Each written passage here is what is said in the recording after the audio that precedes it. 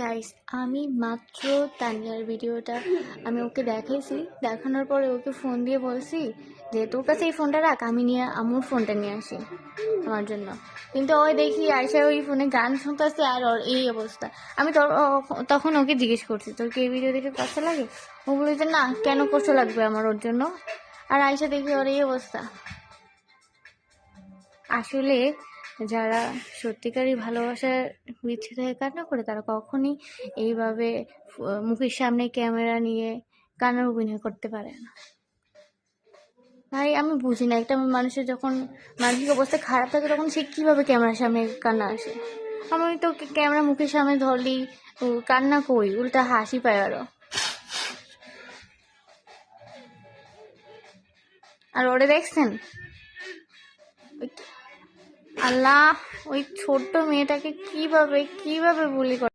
এই কেয়া, তুই কিসের জন্য তানিয়ার জন্য কান্না করস বলতো? যে তানিয়ার জন্য তুই এভাবে কান্না করতেছস, তুই এভাবে বালিশ চাপা দিয়ে কান্না করস, কম্বল চাপা দিয়ে কান্না করস, আর ও কিভাবে সবার সামনে মানে ক্যামেরার সামনে এসে কান্না করতেছে তোর নামে আর উল্টা পাল্টা বলতেছে, আর তুই বিরহ হয়ে কিভাবে মরতাছস বল ওর মতো একটা বেইমানের জন্য? প্লিজ বোন, কান্না করিস না। কেয়া সরা, বেইমানের জন্য আবার কিসের কান্না? কান্না করিস না কেয়া। এমনই রে মানুষ, কিভাবে এমন অচেনার মতো ব্যবহার করে মানুষ।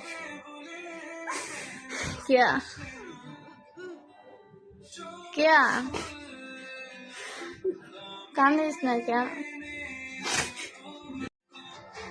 তুই খুব তো ফ্যামিলি ছাড়া গেছিলি, তানিয়ারা সব থেকে বেশি বিশ্বাস করছিলি। তুই এবার বলছিস যে দুনিয়াতে ফ্যামিলি ছাড়া কেউই আপন না। তুই ওর জন্য আমাদের সাথে যোগাযোগ করা বন্ধ করে দিছিস। এখন ওর জন্য কেন কান্না করস, যার তোর জন্য বিন্দু পরিমাণে মায়া নেই?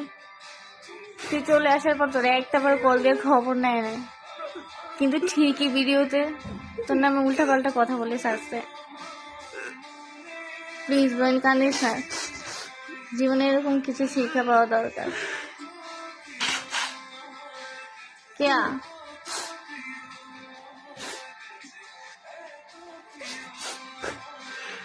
কেয়া আর কান্দিস না, যাদু কান্না করিস না, থাম। বেমানের জন্য কান্না করে কি হবে? দেখছিস বেমান কিভাবে ফ্যামিলি সহ মিলে তোর নামে। তানিয়া বোন, তুমি কিন্তু এটা কেয়ার সাথে একদম ঠিক করো না। ও একজন একটা ছোট মানুষ, ঠিক আছে, যে তোমার সাথে ওর সম্পর্ক নাই বা তুমি রাখো নাই, তাই বলে তুমি দূরে থাকো, ঠিক আছে, কিন্তু ওকে এইভাবে ওর মনে হার্ট করা তোমার উচিত হয় নাই। ভালোবাসার সম্পর্ক না থাকুক, একটা মানুষ যখন এতদিন একসাথে থাকে, তোমরা 3 বছর একসাথে ছিলে, একজন একজনের প্রতি মায়াটা তো থাকা উচিত। সেখানে কিভাবে তুমি ওকে, এই ছোট্ট মেয়েটাকে এভাবে কষ্ট দিতে পারো? তুমি তো জানো তোমার জন্য কতটা পাগল ছিল।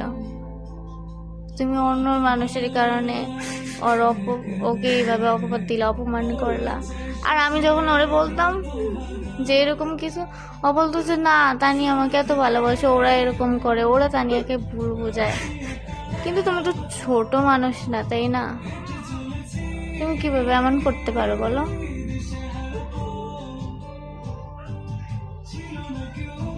গাইস, আমি যদি এখন টিকটক থেকে লাইভ হইতে পারতাম, আমি ওর কান্না থামাইতে পারতাছি না। তোমরা কেউ প্লিজ ওর কান্নাটা থামাও।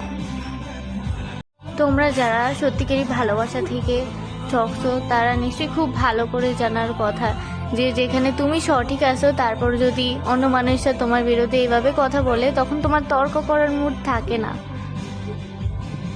ঠিক তেমনই ক্যারে অবস্থা। ওরা তো ঠিকই, আল্লাহ ক্যা প্লিজ।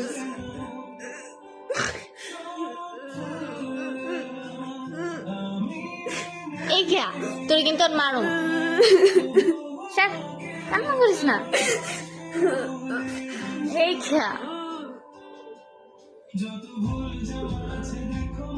ওর কান্না আমি কিভাবে থামাবো আল্লাহ? কেয়া হইছে হইছে, আর কান্না করিস না। কেয়া কে এই দিক টাকা।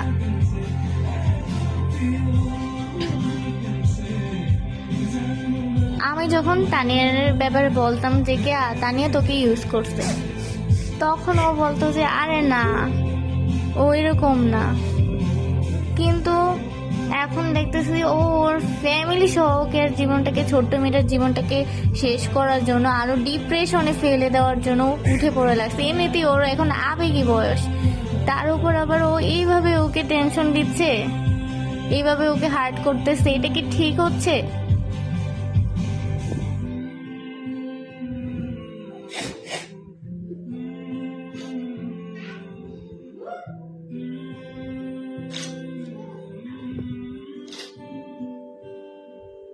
তানিয়া, আমি তোমার হাতে ধরি, তুমি আর এই মেয়েটাকে এভাবে কষ্ট দিও না, কাঁদেও না, ঠিক আছে? তুমি ওর সাথে সম্পর্ক রাখবে না, কিন্তু প্লিজ এভাবে আর হার্ট করো না ওকে।